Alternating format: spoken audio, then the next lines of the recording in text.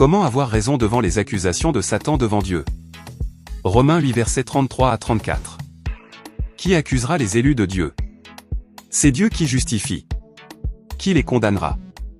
Christ est mort, bien plus, il est ressuscité, il est à la droite de Dieu, et il intercède pour nous.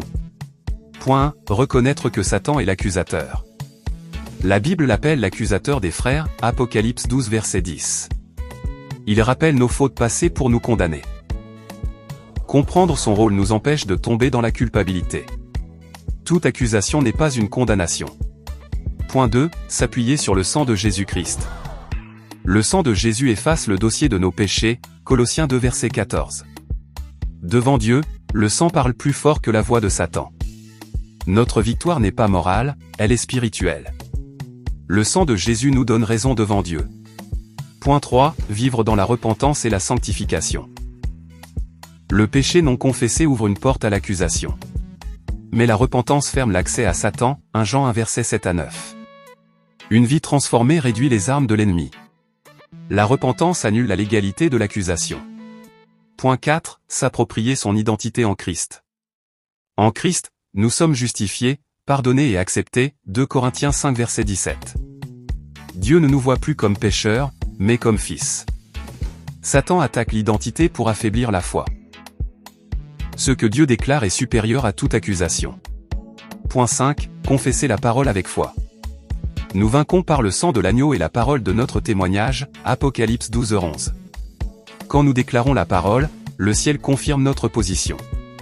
Le silence nourrit l'accusation, la confession libère la victoire. Satan accuse, mais Jésus intercède. Reste sous le sang, marche dans la lumière, affirme ton identité, et aucune accusation ne tiendra devant Dieu. Exhortation prophétique. Écoute cette parole avec foi. Ainsi dit le Seigneur.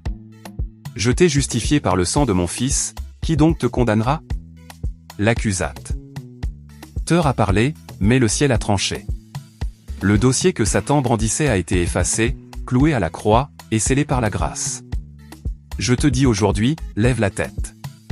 Ce que l'ennemi rappelait pour te faire honte, Dieu l'a transformé en témoignage. Là où tu te voyais coupable, Dieu te voit revêtu de justice. Ne prête plus l'oreille à la voix de la condamnation. Ce n'est pas la voix du Père. Le Père t'appelle fils, il t'appelle fille. Il t'appelle accepté. Proclame avec autorité. Je suis justifié par le sang de Jésus. Je suis acquitté devant le trône de Dieu. Aucune accusation ne subsistera contre moi. Je déclare prophétiquement. Les chaînes de la culpabilité tombent maintenant. Les bouches accusatrices sont fermées. La paix de Dieu envahit ton cœur. Avance, car le verdict du ciel est en ta faveur.